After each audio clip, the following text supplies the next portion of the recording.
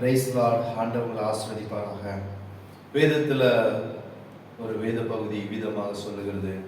1 சாமுவேலின் புஸ்தகம் 30வது அதிகாரம் 19வது வசனம் சொல்லுகிறது, ஒன்றும் குறைவுபடாமல் எல்லாவற்றையும் தாவீது திருப்பிக் கொண்டான் என்று சொல்லி இந்த வசனம் சொல்லுகிறது.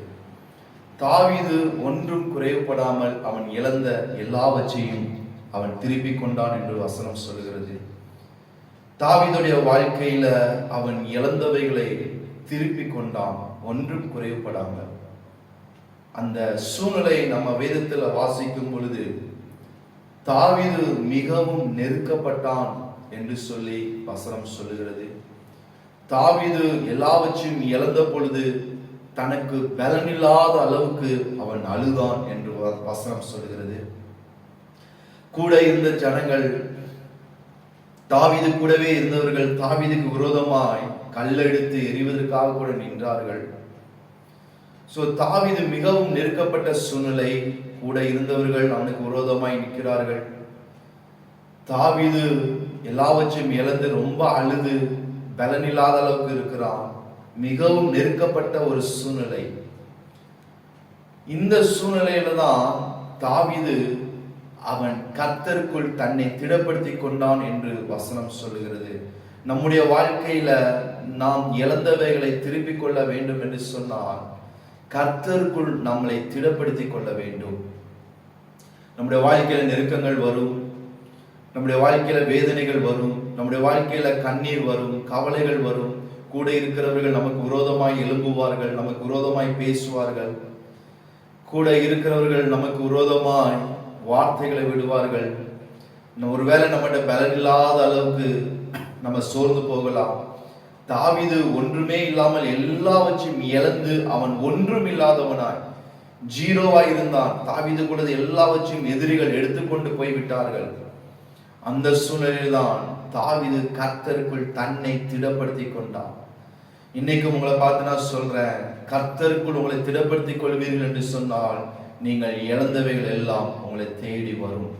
தாவீது எப்படி கர்த்தருக்குள் தன்னை திடப்படுத்தி கொண்டான் என்று நம்ம பார்க்கும் பொழுது நான் நினைக்கிற ஒருவேளை தாவீது அவனுடைய பழைய நாட்கள்ல தேவன் அவனுக்கு செய்த நன்மைகளை, அற்புதங்களை அவன் நினைத்து பார்த்து கர்த்தருக்குள் தன்னை திடப்படுத்தி இருப்பான்.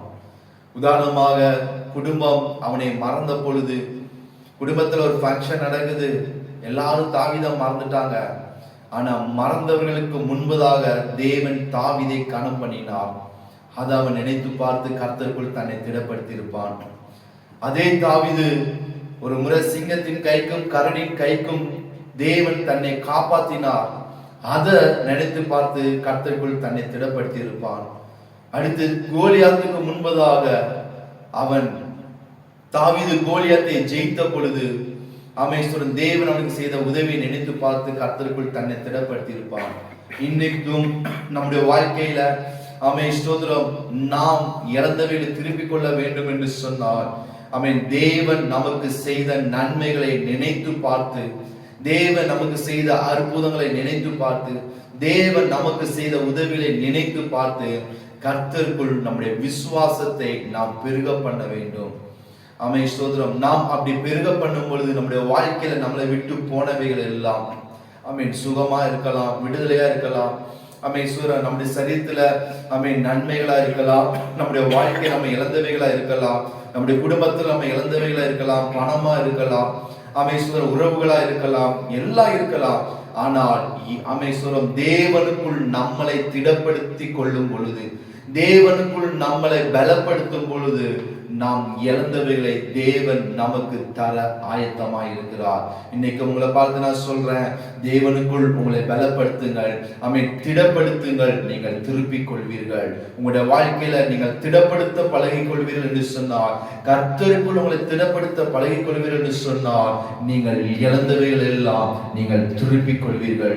ஒன்றும் குறைவுபடாமல் எல்லாவற்றையும் திருப்பிக் கொள்ள தேவன் உங்களுக்கு உதவி செய்வார், உங்களுக்கு பலன் தருவார்.